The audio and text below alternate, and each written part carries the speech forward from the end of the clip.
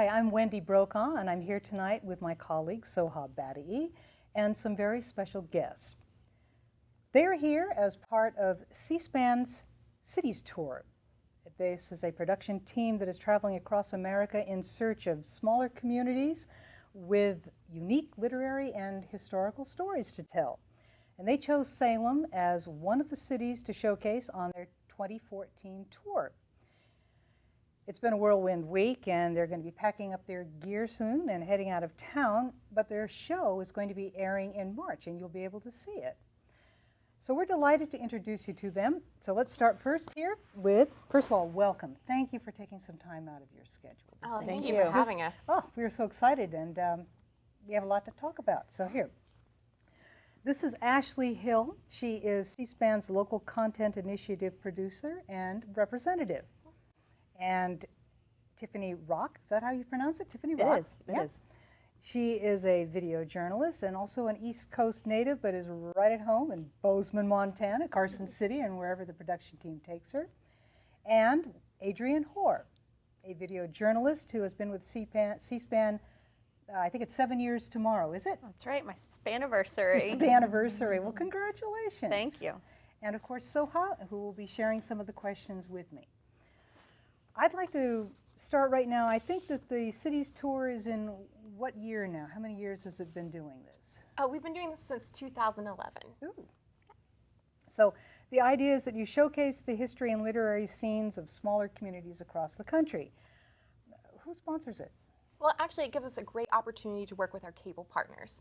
So here in Salem, we're lucky enough to be working with Comcast, and it's because of them not only that we're able to complete the C-SPAN Cities Tour, but that C-SPAN exists in the first place. We were created in 1979, actually as a public service by the cable industry. So you're a nonprofit? We are a nonprofit organization, and we have a lot of great resources at C-SPAN, but there are a few things that we don't have.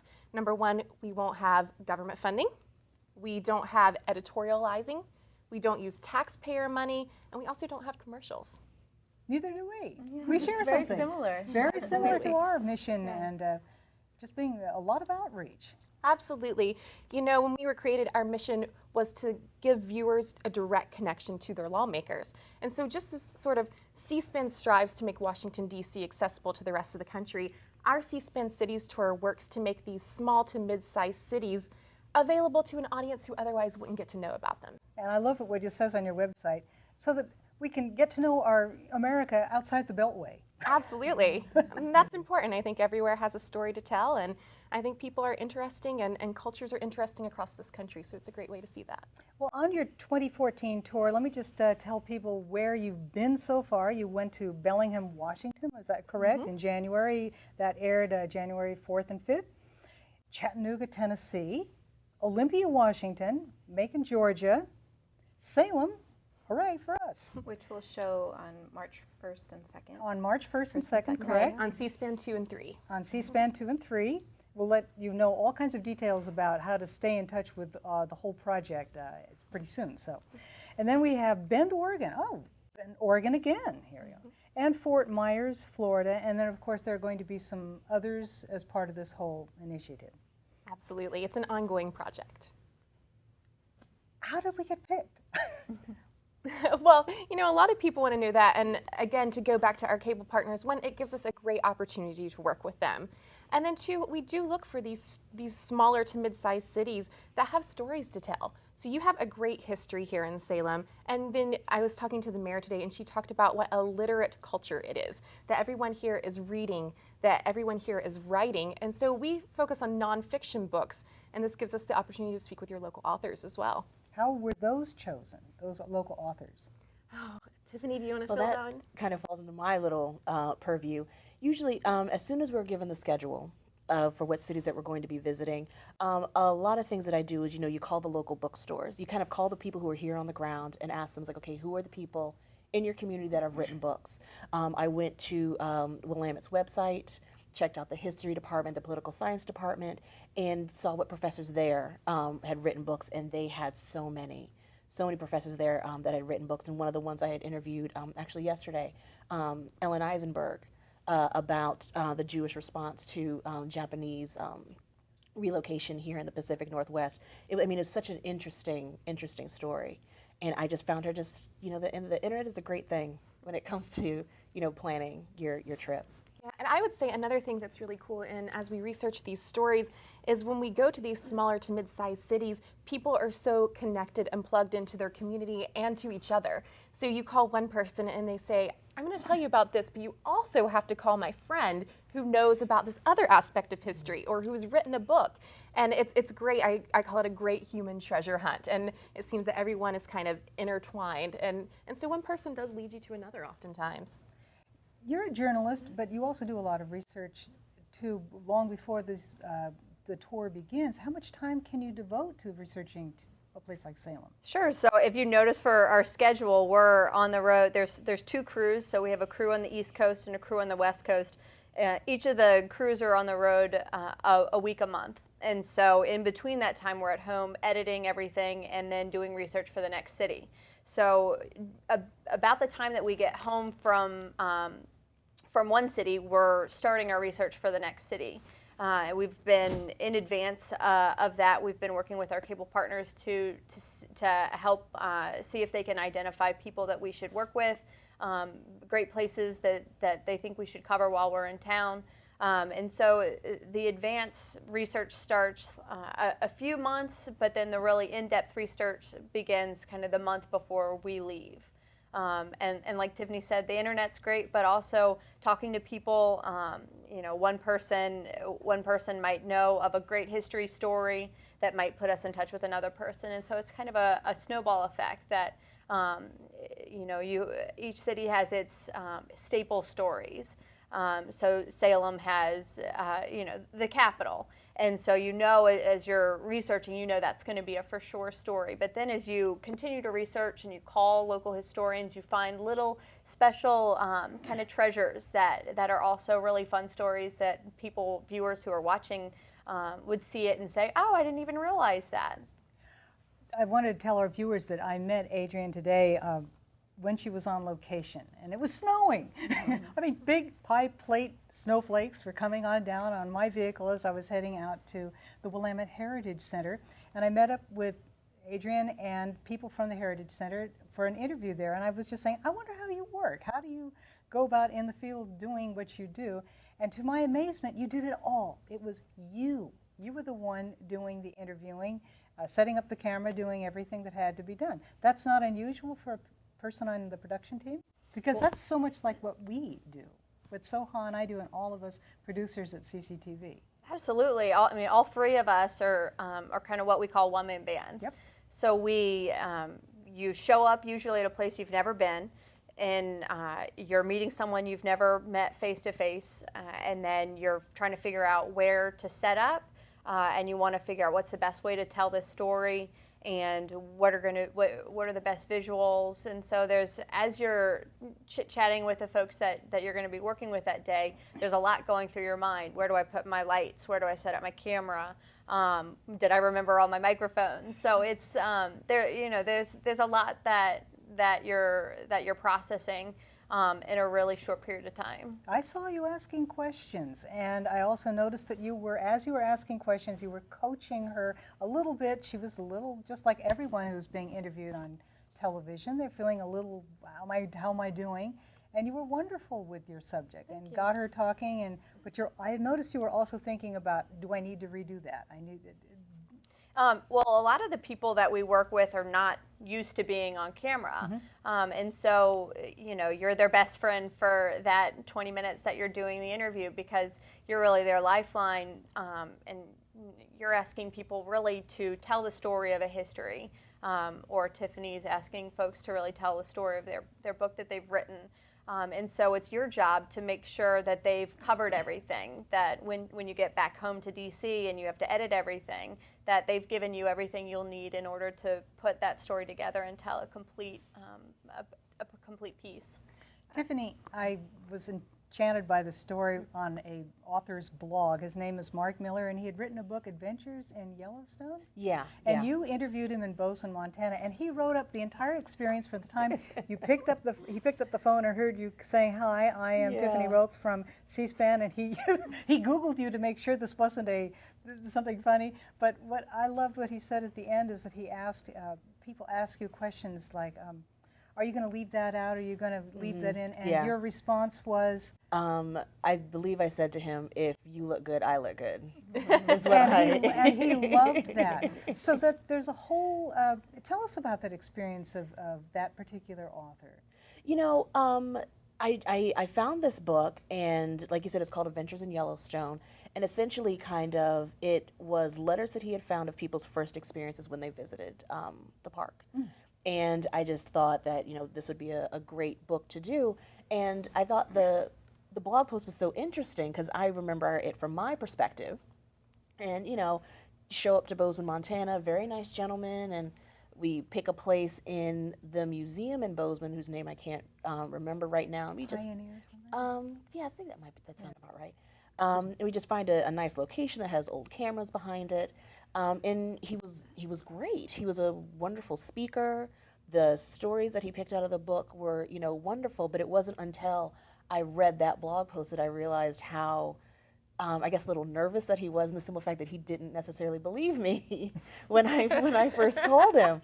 But he said you were a consummate professional. I love that. He was very, very nice, and he did fine. He did fine. He was very, very generous. Do we get to talk about where you went here locally, or do we have to wait? No, we can talk about it. Absolutely. Let's chat. Well, yeah, where have you been? Where have you been recording in Salem? So we started yesterday morning. Ashley and I were out at the old mill, at the Willamette Heritage Center, and we walked around the mill, kind of looked at some of the old machinery that's still operating, which I think is amazing. Over 100 years later, and this equipment is still moving. And then we went to the state hospital to talk about the history of mental illness. There's a new, I guess it's a kind of a small exhibit space that's portioned off from the hospital that's still operating, and so they walk through the history of the building in the late 1800s and how practices have changed over time. And then let's see what else we're doing. Later in the week, we'll be talking about the history of the maraschino cherry, which is the one little gem that I mentioned of a story that we found here. And we'll be at the Asel Bush House and the state capitol, and then also at the Heritage Center. We did a piece about the pioneer history here that Wendy was with me for today. And I was wondering,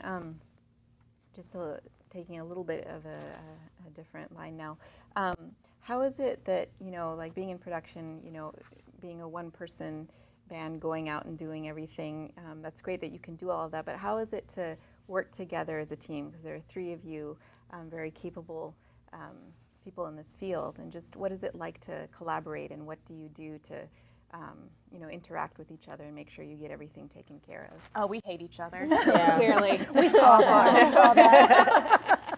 You know, I think being one-man bands, you really do appreciate. I have a whole different appreciation for having somebody there to help you, to get things done. So if scheduling, you know, permits, I may go out on Adrian, you know, with one of, you know, her shoots, depending on, she could be doing a huge house or even like the state capitol building, to have that second camera there, that second set of hands to help you get to places, because sometimes it's just one person trying to do it. It takes time.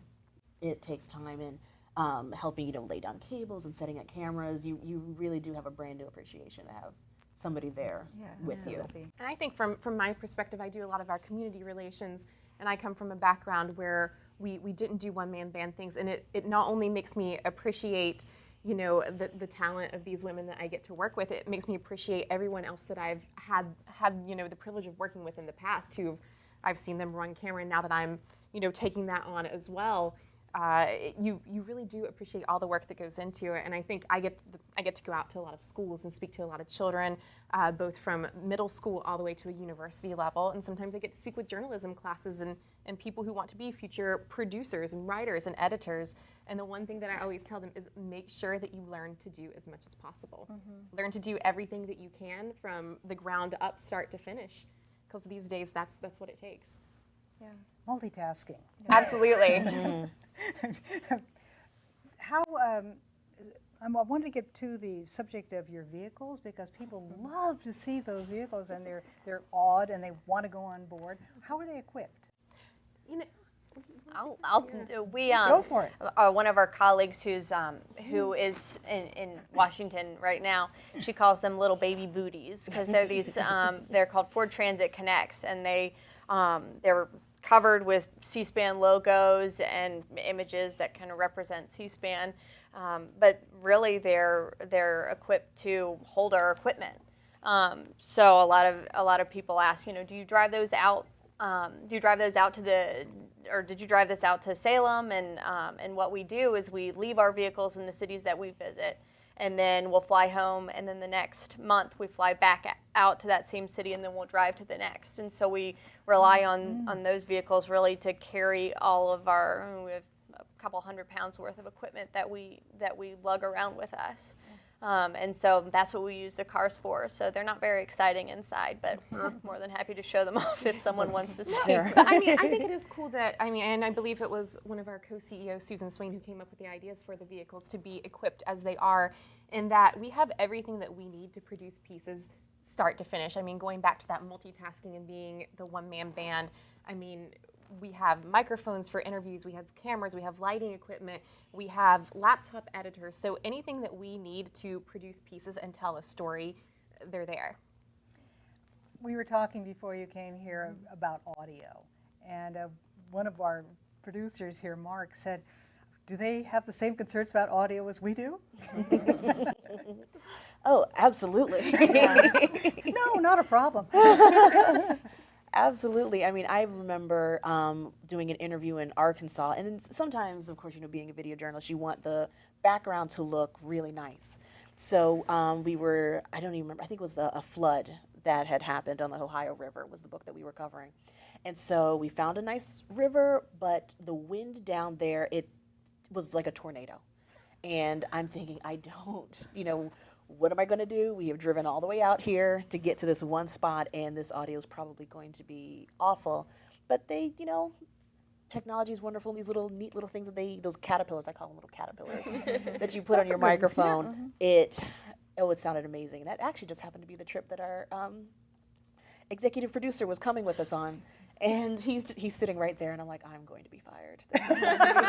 This is going to be terrible. But it actually, it's funny because you see his shirt is flapping and waving, his hair's going everywhere, but it's not on the audio, and that's all that matters.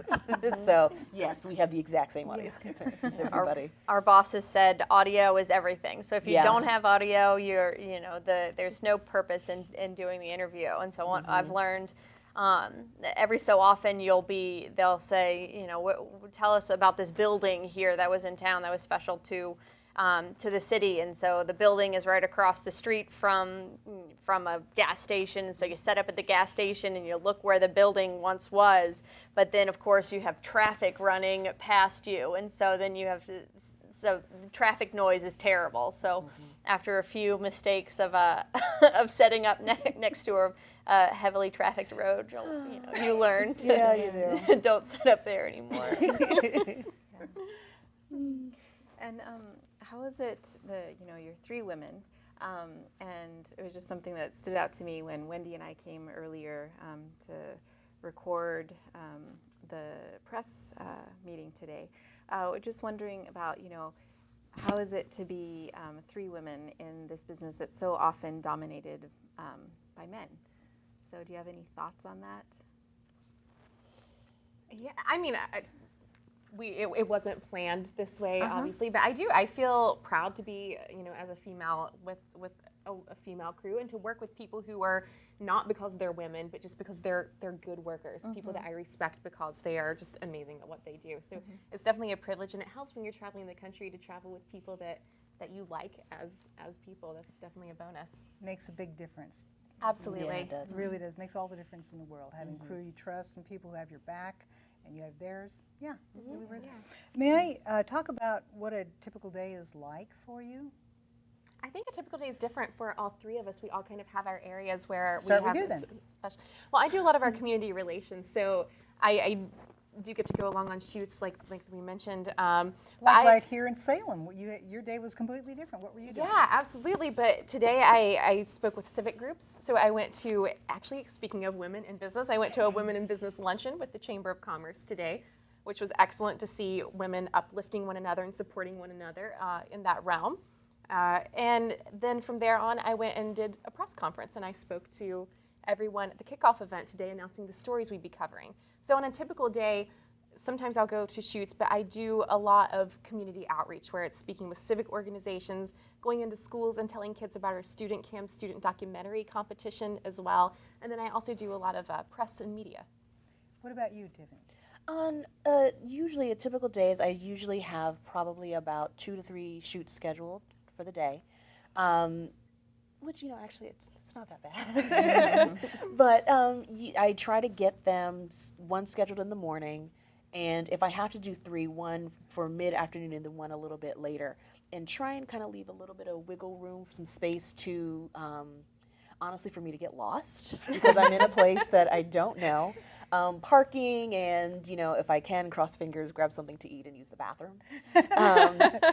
And, just so then after I finished, that interview, and if I do have a wider space in between, you shoot B-roll, get some shots that you may need because the person may have brought something up in the interview that you want to be sure to have as B-roll. So I need to, while I'm thinking about it, go out and go get that shot. Or if I do have a lot more time, more extensive time in between, this is where they're talking about having each other's back. You contact the other people and be like, where are you? Do you need anything? Do you need help? Are there any shots that you find that you needed? And It's a great support yeah, system. Yeah, you have to when you're out here. Sounds familiar, doesn't it?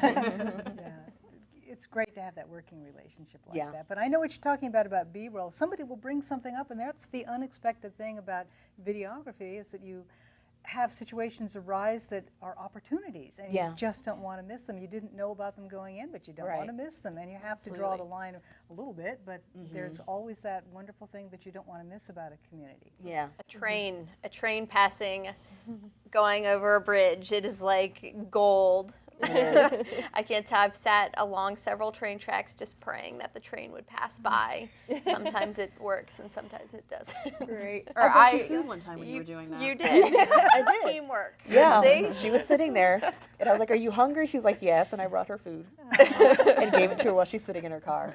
Well, I mean, even earlier this week, Adrian and I were out shooting B-roll at the hospital, and she was all around the building, and I stood there just for 10 minutes waiting for an Oregon flag to flap in the wind, just like standing there waiting, just, okay, come on, wind, we can do this. I've been standing here. Yeah, please. Well, we did arrange the snow for you. Oh, thanks. yeah. Thank you very much.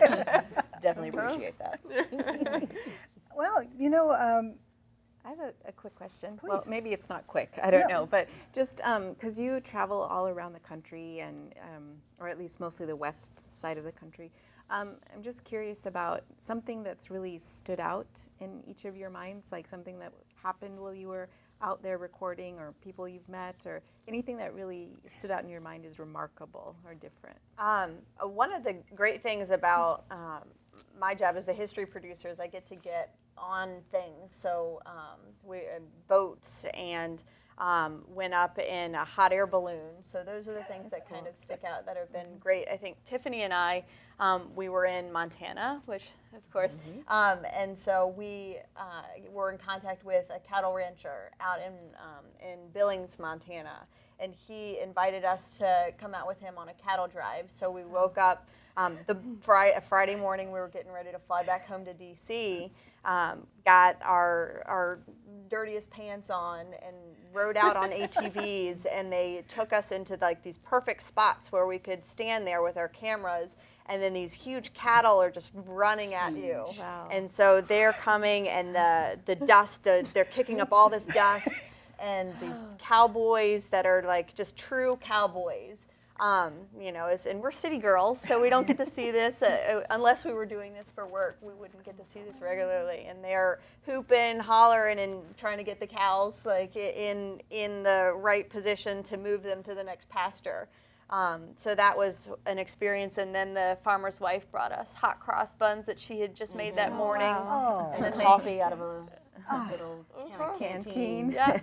So it's like you're in a Western movie. Yeah, Exactly. it was surreal. That was quite and I think that's what I said then. I was like, this is a surreal experience. I cannot believe I'm doing this right now. That was a lot of fun. I enjoyed that. And you realize the generosity of people. Yeah. A lot of the opportunities that we have come really from the generosity of the folks that we work with, and they really open up their places of business and their homes to us, and really want to show us how they live. And I think it makes our programming even that much better. That really it allows the rest of the country to get a sense of how it is that someone from the other part of the country lives and what their day-to-day life is like. I think that's so important too, because you think that, you know, culture is pretty much the same across the board within your own country, and that you have to travel outside of that to experience, you know, a truly unique, different culture. But through traveling, we find out that that's not true. I mean, it's important to learn how other people live, and we're lucky enough to get to do that on a regular basis. Do you have your own sort of experience to tell about? Oh my gosh, always. I mean, just I love the day-to-day, the slice of life, getting just to meet people and talk to people, and again, show what's important to them. I think recently we went to, I'm pretty new to the team, and we went to Bellingham, Washington. And are you familiar with gooey ducks by any chance? Oh, yes. Yeah, they're these clams that have been on dirty jobs that are, I'm just going to let you do a Google search on that, but they're an interesting looking clam.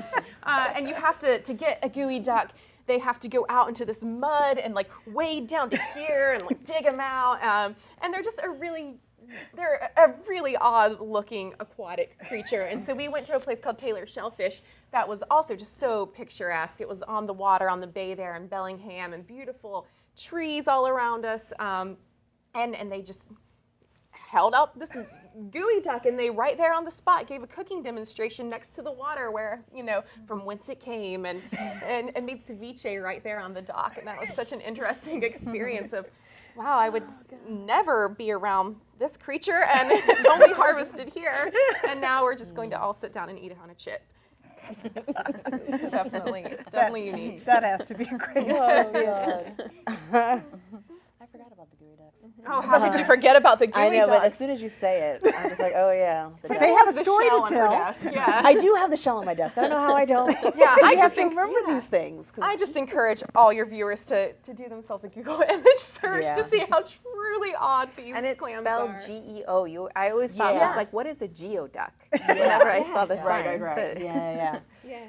And you know what, I think, because you know, we've been traveling since, you know, May 2011, starting in the Southeast and Midwest a little bit, Northeast, Southwest. You have so many different experiences, and it's so difficult to pinpoint, you know, like one person or anything, because everybody has just such interesting stories to tell about their community, about their family, that, like Ashley was saying, it gives you such a brand new perspective on the country. But as far as like our travel adventures, I would say our drive from Spokane to gosh. Bellingham, we had to stay over before we, I guess, passed through Snoqualmie Pass. We had to stay in this small little town, Cleellum. And we had to learn how to put chains on the tires of Right. our vehicles I have just to go never- up this pass. When they were just like, well, you need chains. I'm like, I've never put chains on my tires. Right, and this old papaw In at this my auto life. shop taught us how And in never done Spokane that. before we took Never off. done it. I have no clue. I had no clue. And so I'm like, okay, this is going to be all right. As Ashley likes to say everything, she's like, it's going to be an adventure, is what Ashley says to everything. It's going to be an adventure.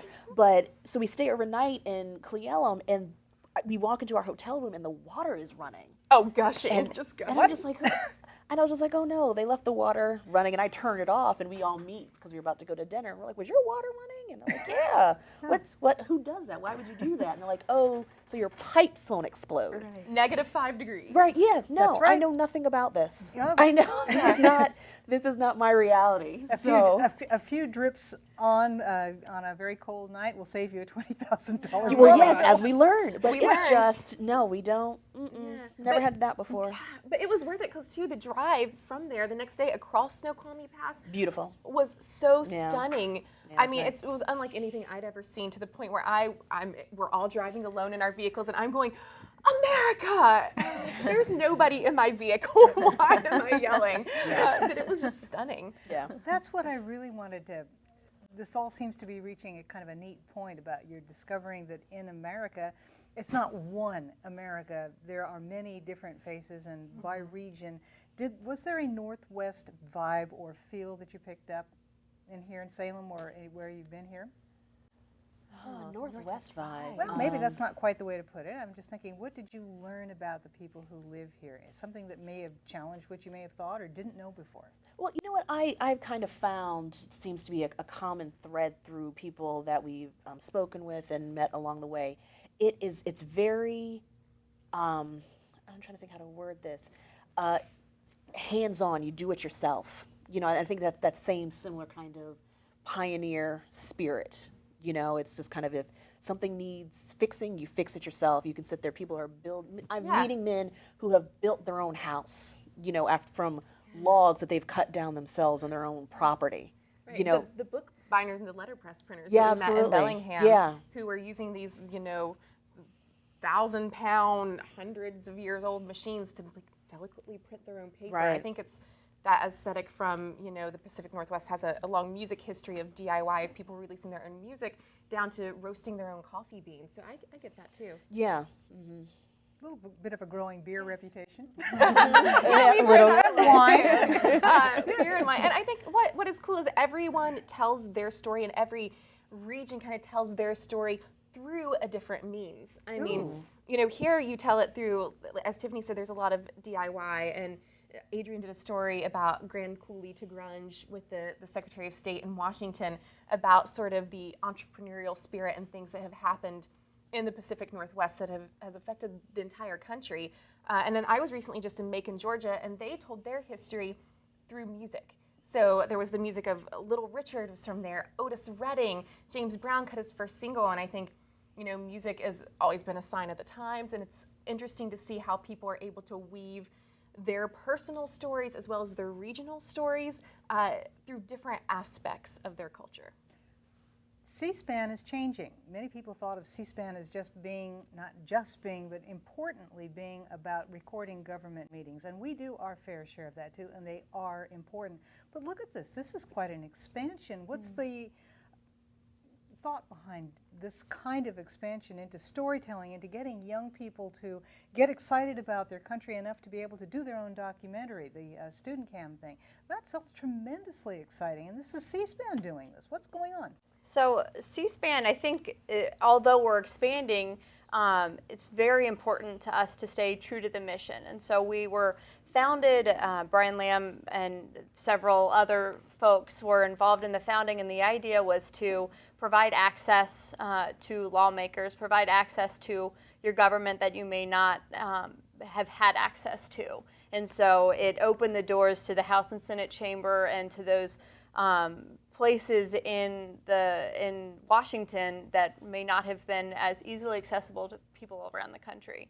And this is just an outgrowth of that. I think it is that same idea of making the rest of the country accessible. So I ran into a woman in Carson City, and she's like, "Oh, I love your Cities Tour programming." She says, "I get to see places that I'd never get to see and go places I'd never get to go." And again, it comes back to that access that we're providing people a window in a place that they may not ever get to go in their lives. Oh, I think Salem is among those cities that are tremendously proud that we were selected and that you're showcasing us, and that we can't wait to see what's going to be happening with it, what you come up with about our fair city. So, but I wanted to ask about the programming. You have a book. Tell me about what you have that you are featuring. You feature books, and then you also have a student program, and you're coming up with an American History channel. Can you give me a little bit of idea of where that's? Yeah, actually, C-SPAN 2 and C-SPAN 3 is home to, each of them is home to something different on the weekends than you would normally see. So C-SPAN 2 houses our book TV programming, and C-SPAN 3 houses our American history TV programming. And that's 48 hours every single weekend. So we're able to do that and kind of do this different programming there. But I mean, also just, I think when you learn about history, say through American history TV, that also reflects on how you view what's going on in present time as well. So what we show on C-SPAN usually and what's going on in our local government, you can learn something from learning about the past as well. I think you've mentioned something in some articles done about you and your tours around the country. People saying that we use some of these outreach things to get a sense of what are people talking about, what are young people thinking, what is going on. Is that true? Well, what's great about the C-SPAN Cities Tour and our partnership with our cable partners like Comcast is that because of that, we're able to do that community outreach, and I'm able to go into schools and speak with children. And at C-SPAN, we definitely think that you're never too young to, one, be involved in politics, to have an opinion in politics, and also to be informed about what's going on in your country. And we encourage students to do that, and one way we do that is with our Student Cam student documentary competition. And so we encourage every year, there's a different theme. This year is Your Message to Congress, and we just wrapped on that, so the judging process is underway. And we encourage students in groups of up to 3 to make a 5 to 7 minute video documentary following that message. And they can do that by interviewing people in their own lives, their teachers, their parents. But we also encourage them to get out and interview their local officials. I think now more than ever, with the advent of Twitter and social media and Facebook, people can be connected with their lawmakers like never before. And that's what I try to tell these students, that you may be 16 years old and feel like you're far away from Washington, D.C., but you have a connection to your representative, and you have every right to speak up and have your voice be heard, and it's a great way to encourage that. What's your experience of these kids? Do they say anything about it when they get involved with the Student Cam thing? Because it sounds like they have a lot of passion and excitement. You have an award for the best ones, the best videos, or what? Yeah, absolutely. There's the opportunity to win prizes, both cash for yourself and your school as well, and it's broken up into regions and age groups. So we have a middle school competition and a high school competition, and it's broken up into 3 regions throughout the country.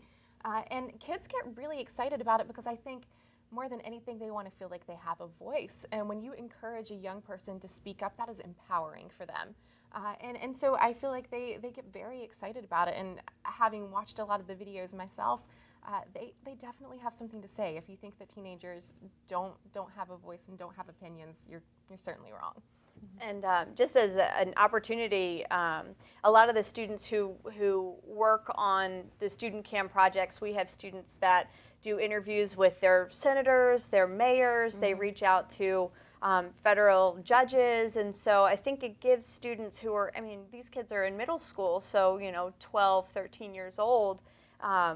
It gives kids a reason to reach out to these people who may seem like they're a step above, or they're too important to talk to. And these kids, they call and say, I'm working on this Student Cam project, and can I talk to you? And often these people who that are elected officials, or these people say yes, and they invite these students into their offices and sit down for interviews, which is such a wonderful thing. That's a message right there to the kids, that they are accessible. You just have to ask. Exactly. And then one thing that sticks out in my mind, a few years back, one of our student winners was a middle schooler from Hawaii, and he did his video about eating healthy and healthy food. And C-SPAN ended up flying he and his family into Washington, D.C., and we put on a program with Michelle Obama at the White House.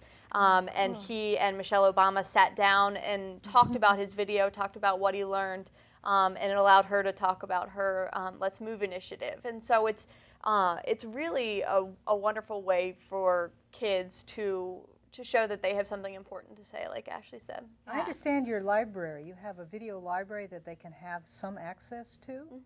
We make certain programs downloadable for students, and so that's one of the aspects of the competition is that each of the videos have to include a portion of C-SPAN programming within them. And so we encourage students to watch as much C-SPAN as they want, and then they include something that is appropriate to their topic within their video. And I think it also just encourages this digging for information, and hopefully that will snowball. I go in schools and sometimes I will ask kids who their senators are, and there will be crickets. And I'll say, well, your action item for today is to go find out. And I've actually had kids tweet at me afterwards saying, hey, by the way, I looked it up and my senators are, so-and-so. I tweeted at my senator today.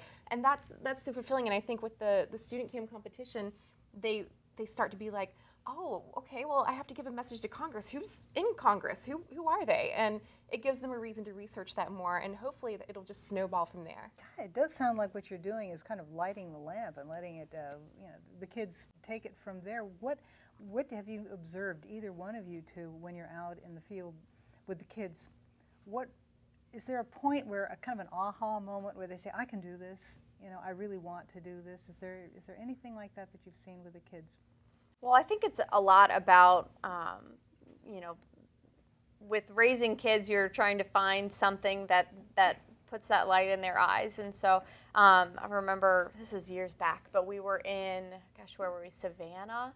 And we spent an evening with a group of students in at-risk neighborhood, and they had opened up this center, and it was a husband and wife team, and they encouraged all the students to put together videos. And so it was so amazing to see all these kids, they're middle and high school students that are spending every night at this small little facility.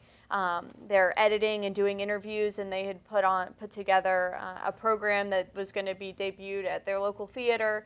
And it's really introducing kids to something that they may not have access to.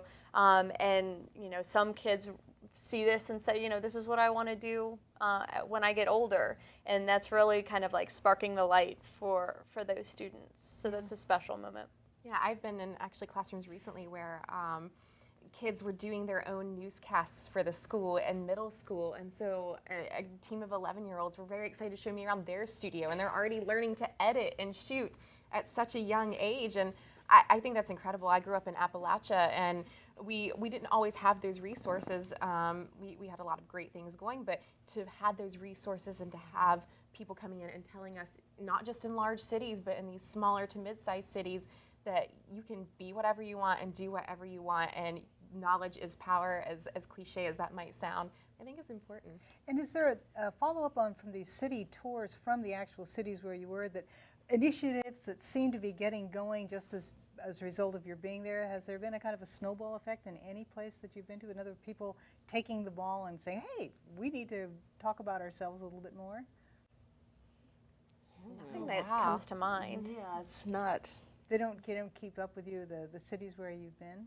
No, they should. Salem Well, should. I think they do. Salem just did. Well, and so that brings up, how do cities or people contact you about wanting to give feedback or say thank you so much? Like, how would they contact you? Well, I mean, it goes back to social media again now more than ever before. People are connected to one another.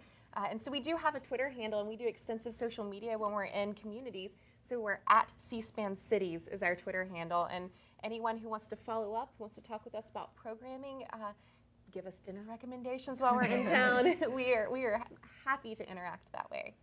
Awesome. So when you get back to Washington, D.C., which is your home base, right? Mm-hmm. Do you do all the editing there in shifts? You keep going back and forth, I understand that. And you do your own editing? Mm-hmm. We do. You do. You really are a one-man band. So we have, Tiffany and I will individually shoot between 6 and 8 videos while we're in town. Ashley, 2 or 3 videos. And so we have about 3 weeks to edit each of the videos that we shot. So everything we shoot, we edit ourselves. Mm-hmm. Takes usually a day or 2 if everything's working as it should. We say that too. Yeah. If everything just goes exactly according to schedule. You need to stay on schedule. But things happen. And there's something special with seeing something, seeing a project from inception all the way through to having it air on the network and then being posted online. It really is your baby, and so it's kind of your mark is all over it, which is something that I really enjoy about the job. I love that too, that you've been to that cattle drive. You've been to that place, and you can take the heart of it and show the heart that you felt that was shown to you. Yeah. It's got to be a total sense of satisfaction when you see the final product and you're showing America this is what we experienced. That's got to be really neat. And it kind of gives us the opportunity to relive it again. So even still to this day, when I see that cattle shot, I remember just that whole Those experience cows coming at you. all over again. I mean, it was incredible. Yeah. It really, really was. So I think that's the great thing about Do you this have video. these? Do you have these videos on YouTube or someplace like that where you show them so that people can actually, if they want to, can go online and take a look at some of these? Sure, everything that we've shot since May of 2011 has been posted. Is there? Is available online. Each city that we visit has its own landing page. So Salem will have its own landing page where the AHTV and the Book TV videos will be housed, and then also on our video library that you had mentioned, all of the videos are posted there too. So they'll be there forever as long as the internet is still alive and kicking. And I think what's great too about sort of our project is we get to go and we stay in a city for a week, so we kind of embed ourselves in these communities, and we really get to the point where I'll say even just in Macon a couple weeks ago, I went to grab a sandwich and I saw a guy that had been at one of our events, and he's like, "Well, hey, Ashley," and we were going to interview him later, and so you get to kind of feel like you're part of these communities in some way, and so to then get to represent them is always an honor, and to get to see, I'm always excited even just to watch their pieces and be like, "Oh, Adrian, I love how you told the story of Bellingham," or "I love how you did this," and it's a good chance to get to really be representative of the community that you've kind of grown to feel like you're a part of. It's also too a challenge. You want to make sure these folks have brought you into their lives, and you want to make sure you're representing them appropriately. So it's you get an email back from someone that you had worked with, and it's always you hope it's a good email that they're pleased with whatever it was that you put together. So that's always something that's in the back of your mind. Yeah, I think one thread that has run through at least the cities that I've been to as part of this project is this regional kinship amongst people and regional pride, and you don't want to belittle that. You want to support that, and you want to represent and give them something to be even prouder of, and maybe teach them a little something about their city that they might not have known or might have forgotten about. Sometimes I do go to schools and kids will be like, "There's nothing to do in my town." And I'm like, "Oh, but wait, we're going to show you that there is. We're going to show you something new about your city." So it gives them another reason to have that regional pride. That's excellent. Yeah. Well, I am totally thrilled that you were able to come here tonight. Yeah, I know thank you you had so a much. huge packed schedule. It was just a can you do it, and you did it, and I'm really, really thrilled that you did that. Thank you Not a problem. so much you. for Thank coming you here for tonight. Do you have inviting any closing thoughts that you want to add? Anything? I hope everyone tunes in on March 1st and 2nd to watch the pieces that we're producing about Salem. I hope everyone interacts with us on our @CSpan Cities handle on Twitter. And also check us out on the web. We're at cspan.org/local content is where all of our programming is housed. Well, may the program continue to roll across America and tell us all about ourselves. Thank you very much for joining us and our guests from C-SPAN and Cities Tour. And thank you very much and good night. Thank you. Thanks. Thank you. Thank you. Thank you.